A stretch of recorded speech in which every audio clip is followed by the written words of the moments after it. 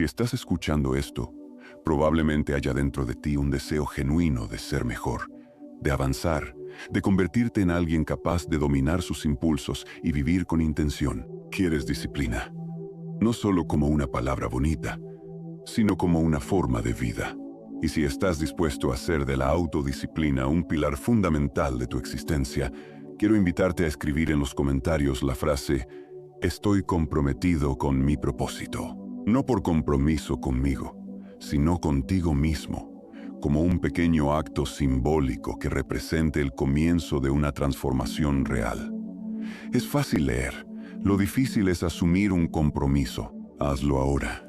Deja esa frase como una promesa silenciosa pero firme. Aquel que anhele vivir con disciplina debería prestar atención a las reflexiones de Marco Aurelio, emperador romano, cuya vida no fue sencilla, pero que a pesar de los conflictos, las guerras y las decisiones de Estado, supo encontrar espacio para observarse, para escribir, para pensar profundamente sobre el carácter, la virtud y el deber.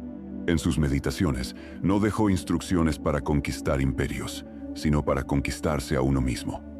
Porque ahí está el verdadero desafío, no en controlar el mundo exterior, sino el propio espíritu.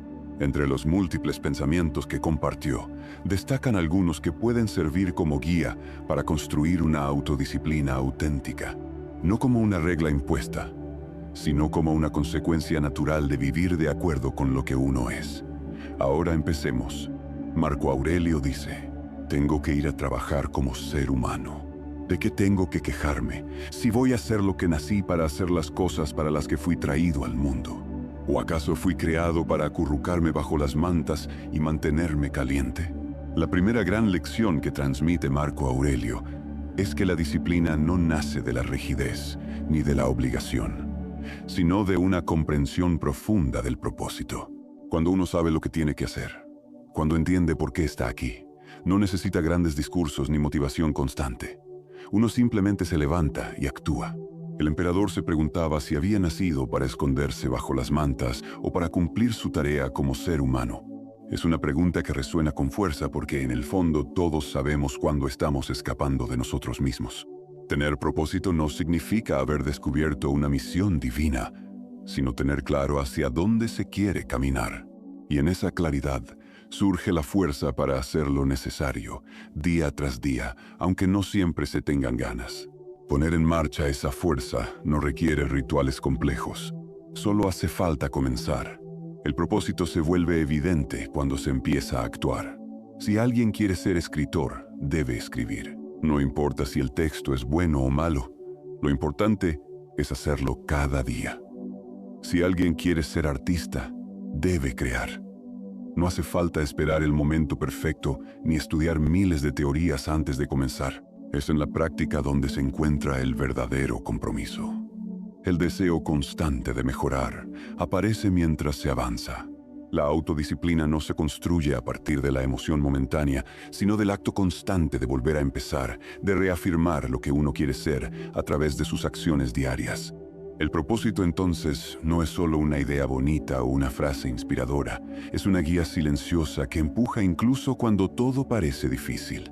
Es lo que hace que alguien cambie una llanta pinchada en medio de la noche sin quejarse, porque entiende que es lo que debe hacer en ese momento. Esa misma actitud, trasladada a cualquier meta, puede transformar una vida. No se trata de heroicidades ni de hazañas épicas. Se trata de pequeños actos cotidianos realizados con plena conciencia. Y es ahí donde se esconde el poder real de la autodisciplina. En la suma de las acciones pequeñas hechas con constancia y dirección. Cuando uno comprende esto, ya no necesita excusas. Ya no necesita la validación externa ni los aplausos. Lo que uno hace nace de adentro porque tiene sentido. Porque se ha elegido vivir con intención, sin esconderse tras el miedo o la pereza. El compromiso con uno mismo se vuelve más fuerte que cualquier distracción. Y cada día se convierte en una oportunidad para confirmar ese compromiso, no con palabras, sino con actos.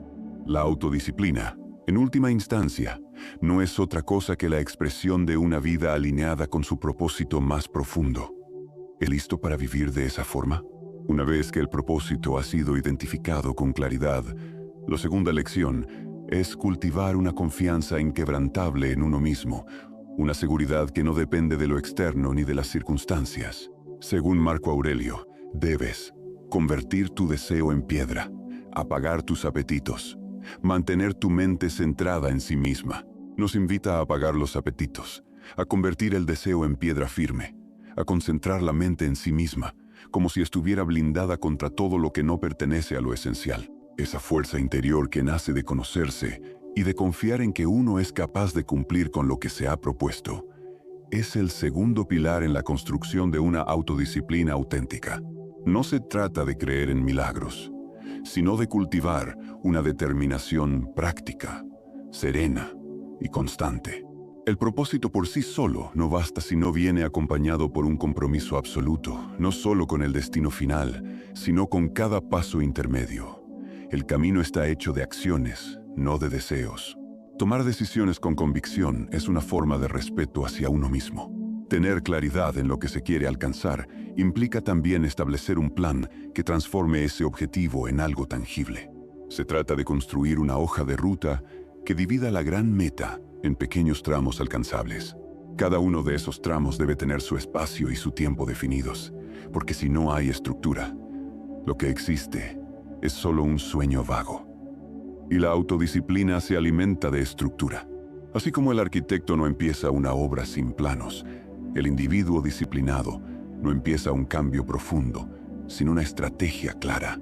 La verdadera disciplina se manifiesta cuando uno se mueve hacia adelante, aunque no tenga ganas. Cuando hace lo que debe hacer sin esperar a que todo se alinee a su favor.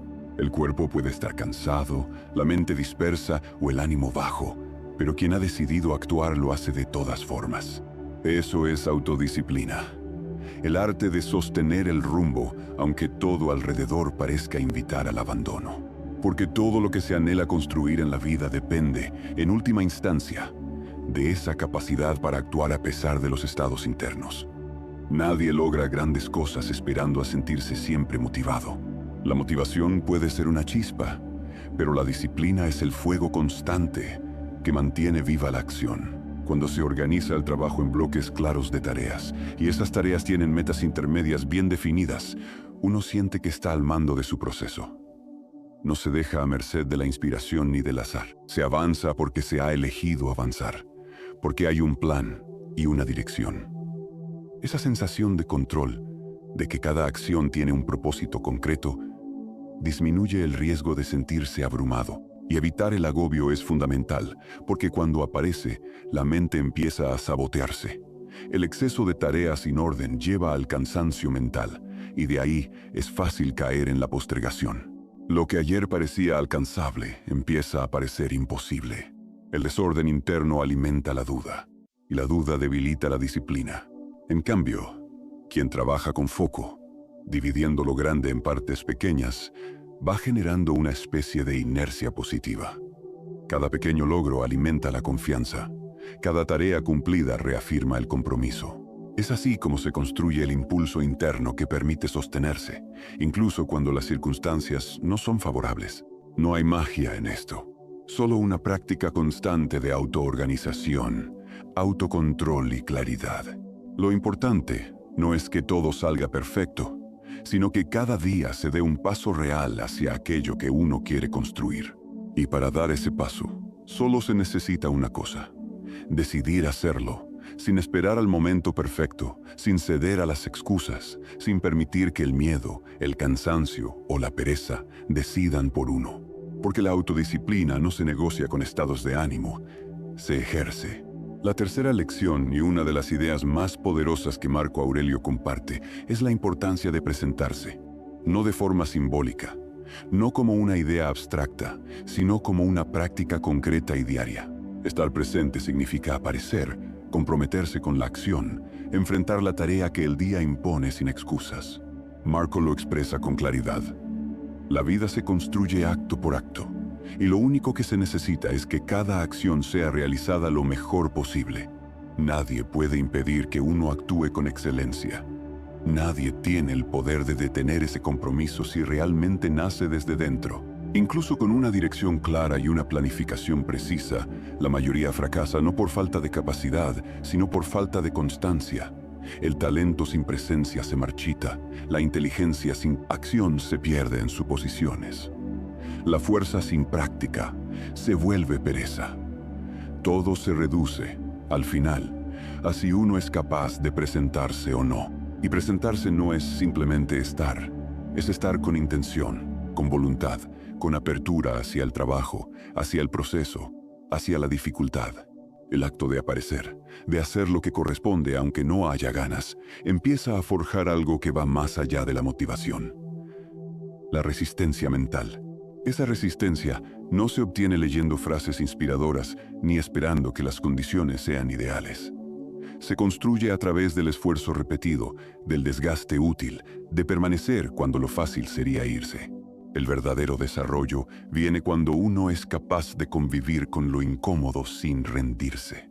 Cuando uno acepta que lo grande no se alcanza sin miles de pequeños pasos, muchos de los cuales serán aburridos, difíciles, tediosos, pero todos cuentan. Cada uno suma. Nada se pierde si se hace con sentido. La autodisciplina es ese músculo invisible que se fortalece cuando uno elige, día tras día, seguir. No se trata de hacer las cosas bien de vez en cuando, sino de hacerlas lo suficientemente bien la mayor parte del tiempo. Lo que hace la diferencia no es la perfección, sino la constancia. Repetir hasta que el cuerpo y la mente asocien esa acción con lo que somos. Hasta que ya no se necesite pensar tanto para empezar, hasta que el hábito esté arraigado y forme parte de nuestra identidad. Porque eso es lo que ocurre cuando se repite con intención. La acción se convierte en parte del carácter. Y entonces, lo que al principio era esfuerzo, se vuelve parte de la naturaleza. Fallos habrá, porque somos humanos. Pero un tropiezo no define el camino. Lo que realmente importa es qué se hace después de fallar. La autodisciplina no se trata de una línea perfecta, sino de una dirección clara que se retoma una y otra vez, sin importar los desvíos. Un día malo no es una derrota. Solo se vuelve una derrota si se deja crecer hasta ocupar toda la semana, el mes, el año.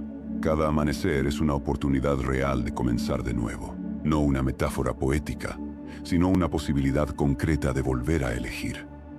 No importa cuántas veces se haya caído, siempre se puede presentar uno de nuevo ante su tarea y continuar. Esa capacidad de empezar otra vez, de no dramatizar los fallos, de no construir identidades en torno a las debilidades, es una señal de fortaleza. Uno no necesita estar siempre motivado ni sentirse bien para actuar.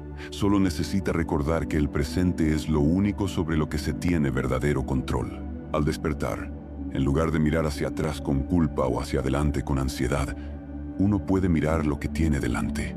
Una vida que está esperando ser vivida con atención, con intención y con valor. Presentarse todos los días no garantiza el éxito inmediato, pero sí garantiza el crecimiento. Y crecer es lo único que realmente puede sostener cualquier logro. La cuarta lección, y una de las prácticas más transformadoras que propone Marco Aurelio, es la de exponerse voluntariamente a la incomodidad. No como un acto de masoquismo, sino como una preparación consciente para la vida. Según él, la disciplina se entrena en lo cotidiano, en las cosas pequeñas, y ese entrenamiento constante nos permite enfrentarnos con mayor entereza a los desafíos grandes. No se trata de buscar el sufrimiento, sino de dejar de evitarlo. No se trata de amar el dolor, sino de no temerle, porque el miedo a lo incómodo debilita, mientras que la familiaridad con lo incómodo fortalece. Y es precisamente esa familiaridad lo que construye una mente capaz de sostenerse cuando las circunstancias se tornan adversas. Cuando uno se enfrenta a dificultades por elección, está desarrollando una parte profunda de sí mismo que no se activa en el confort.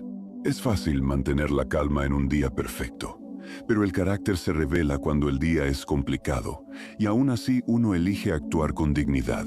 Las pequeñas molestias elegidas se convierten en escudos mentales para los dolores que vendrán sin aviso. Saltarse una comida no va a destruir a nadie, pero sí va a enseñar qué se siente tener hambre y seguir adelante. Dormir en el suelo una noche no cambiará el mundo, pero sí cambiará la relación que uno tiene con la comodidad. Apagar el teléfono durante horas puede parecer irrelevante, pero revela la dependencia que se ha cultivado sin querer. Renunciar temporalmente a los placeres cotidianos desenmascara la fragilidad que existe detrás del deseo constante de satisfacción inmediata. Y en ese espacio donde no hay gratificación automática, donde uno decide conscientemente hacer algo incómodo, aparece una fuerza diferente. Una fuerza que no depende del exterior.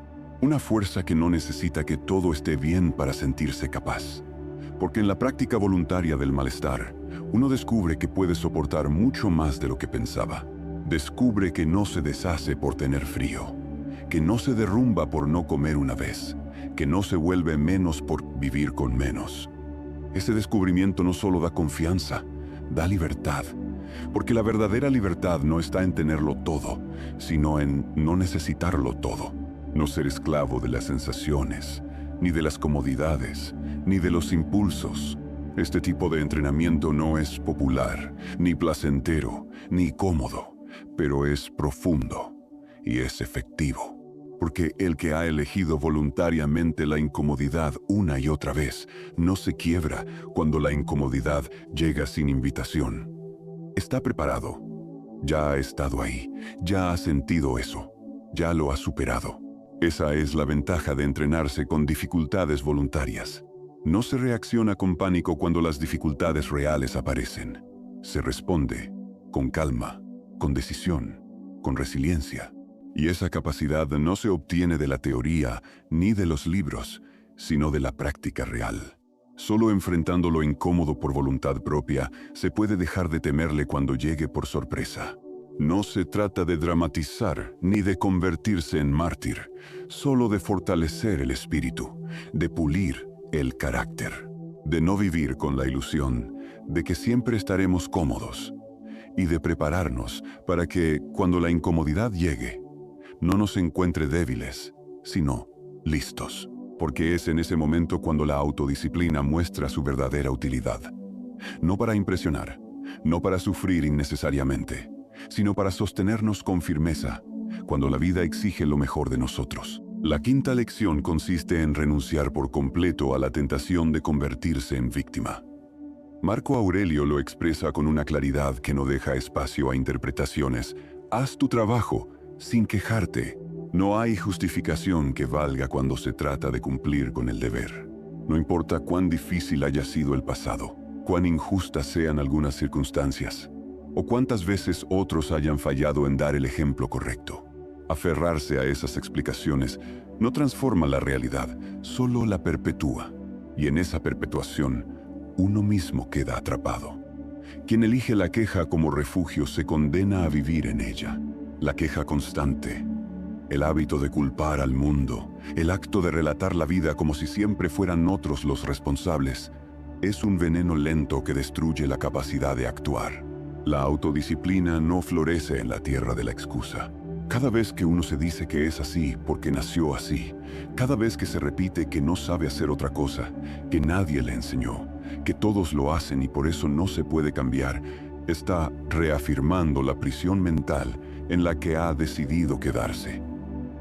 No es que esas cosas no tengan influencia, claro que la tienen, pero la influencia no es destino, y ahí está la diferencia crucial. Las condiciones de vida pueden ser difíciles, pero siempre queda un espacio, por pequeño que sea, en el que uno puede decidir. Y esa decisión es lo que hace a la autodisciplina tan poderosa, porque no requiere perfección ni condiciones ideales, requiere voluntad. La voluntad de no ceder ante el impulso de autocompadecerse, de no dramatizar el dolor como una bandera de identidad, de no usar el pasado como excusa para huir del presente. Quien se disciplina mentalmente comienza a detectar con precisión las formas sutiles en las que se disfraza la victimización. Se reconoce en el «esto siempre me pasa», en el «no puedo porque ya es tarde para mí», en el «es que ellos no me entienden». Esas frases, tan comunes, son trampas. Trampas lingüísticas que se convierten en creencias. Creencias que se convierten en límites.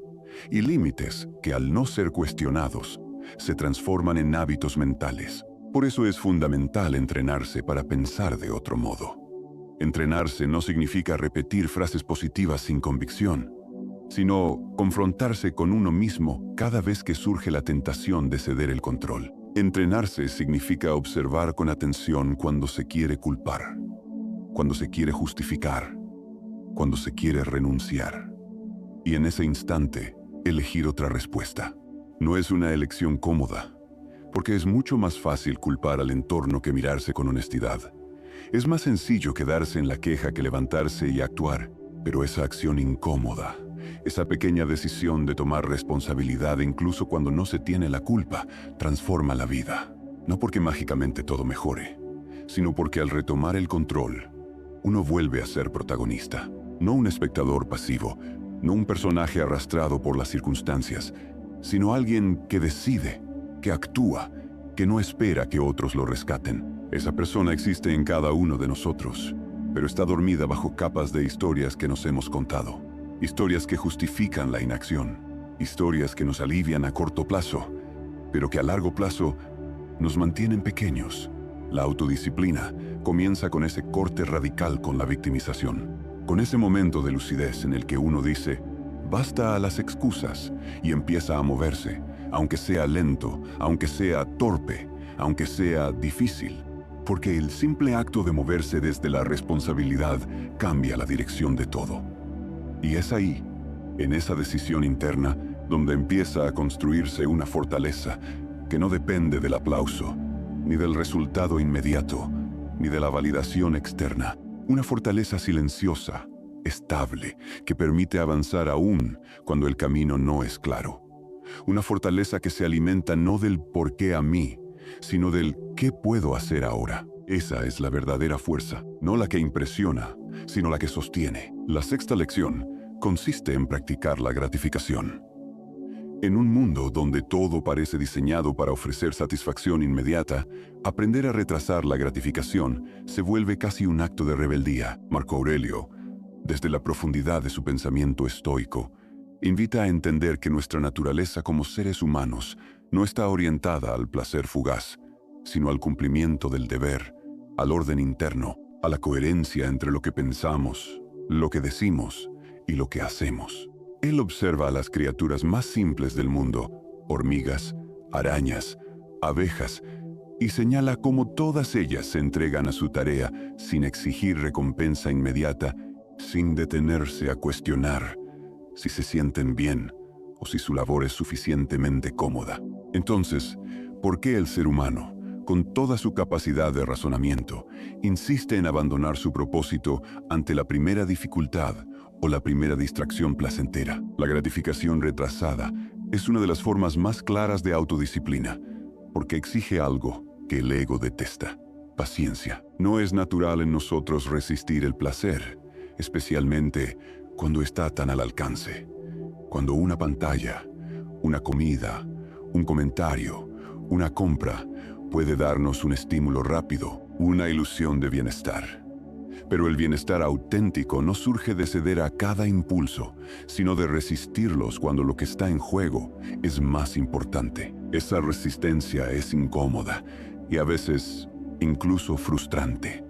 Pero en esa incomodidad vive la transformación, porque cuando uno decide no comer eso que interfiere con su salud, cuando elige no gastar ese dinero que debería ahorrar, cuando dice no a lo que quiere ahora para mantenerse fiel a lo que quiere en verdad, está enviando un mensaje claro: estoy comprometido con algo más grande que un deseo momentáneo. Esa elección repetida moldea el carácter. No se trata de reprimir, se trata de priorizar. Saber qué placer vale la pena ahora y qué placer merece ser postergado. La persona que practica este tipo de disciplina descubre que puede confiar en sí misma, que sus decisiones no están guiadas por caprichos, sino por convicciones. Y eso genera un tipo de autoestima que no se construye con palabras bonitas ni afirmaciones vacías, sino con actos concretos. Con esos momentos en los que uno elige avanzar, aunque duela, en los que uno elige esperar, aunque quiera ya, porque entiende que el placer auténtico no se encuentra en lo que se obtiene con facilidad, sino en lo que se construye con constancia. La vida ofrece muchas oportunidades para entrenar este músculo invisible. Están en lo cotidiano. Cuando eliges no revisar el teléfono al primer impulso. Cuando decides terminar tu tarea antes de descansar. Cuando vas al gimnasio aún si estás cansado. Cuando ahorras en lugar de gastar. En cada una de esas decisiones se esconde la posibilidad de fortalecer esa parte de ti que no depende del estímulo externo, sino de una claridad interna sobre quién eres y quién quieres llegar a ser. La gratificación inmediata es una promesa vacía si te aleja de lo que más profundamente deseas. Y la gratificación postergada es, en cambio, un sacrificio aparente que en realidad te acerca cada día más a tus metas reales. Quien entiende esto ya no sufre al decir no. Al contrario, empieza a disfrutarlo. Porque ese no ahora está lleno de sentido, está lleno de propósito. Y eso le da una dirección a la vida que ningún placer inmediato puede igualar. Lo importante no es negar para siempre los placeres. No se trata de una vida de castigo. Se trata de aprender a elegir cuándo disfrutarlos sin traicionarte. De convertirte en alguien que gobierna sus impulsos en lugar de ser gobernado por ellos. Esa es la esencia de la autodisciplina. Y ese es el verdadero poder de retrasar la gratificación. Saber que puedes esperar, que puedes resistir, que puedes sostenerte. Porque cuando tienes ese poder dentro, ningún deseo urgente puede doblegarte. Finalmente, la séptima lección consiste en encontrar personas sabias a quienes emular. A lo largo de la vida, encontrar a alguien cuya conducta refleje los principios que uno aspira a encarnar puede marcar una diferencia profunda. Marco Aurelio, con su serenidad estoica y su mirada introspectiva, sabía que, aunque la disciplina comienza dentro de uno mismo, no se fortalece en el aislamiento. Al contrario, necesita del reflejo de otros para crecer. Por eso recomendaba rodearse de personas cuyo carácter fuera digno de imitación. Personas que, con su sola presencia, nos recuerden que es posible sostener una vida recta, decidida, coherente. Observar a quienes ya recorren un camino de autodisciplina es como encontrar faros en la niebla. No caminan por ti, pero iluminan la dirección correcta. No es necesario que estas personas sean perfectas, ni siquiera que estén vivas. Se puede aprender tanto de los libros como de una conversación honesta. A veces, basta con observar qué hace esa persona cada día que la ha llevado tan lejos. ¿Cómo reacciona ante el fracaso? ¿Qué hábitos cultiva con devoción? ¿Qué evita con intención? Y sobre todo, ¿cómo lidia con los momentos en los que nadie la observa? Cuando solo su conciencia le exige actuar correctamente. Porque ahí es donde vive la verdadera autodisciplina. En la intimidad silenciosa entre una decisión y la fidelidad a uno mismo. Preguntar, escuchar, imitar. No hay orgullo en copiar lo que funciona. La sabiduría se transfiere en cada palabra que se recibe con humildad, en cada consejo que se aplica con determinación. Y aunque uno tenga que ajustar lo aprendido a su propio camino, la esencia es la misma. No estás solo. Otros ya lucharon con lo que tú enfrentas. Otros ya atravesaron el desánimo, la pereza, la tentación de rendirse. Y lo hicieron fieles a sus convicciones. Honrar sus pasos es una forma de recordarte que tú también puedes. Y si observas bien, verás que muchos de esos modelos no hacen alarde de su disciplina. No se exhiben, la viven, la respiran. Su constancia habla por ellos. Su silencio actúa más fuerte que 1000 discursos motivacionales. A veces es un familiar que no falta un solo día a su compromiso, aunque nadie lo aplauda. O un colega que cumple lo que promete, sin excusas. O una figura histórica que enfrentó adversidades extremas sin perder su norte. Cada uno, con su estilo, transmite lo mismo. Se puede vivir una vida guiada por la autodisciplina, y se puede hacer sin perder la alegría, sin sacrificar el alma, sin aislarse del mundo. Buscar esas referencias es, en realidad, una manera de expandir tus límites.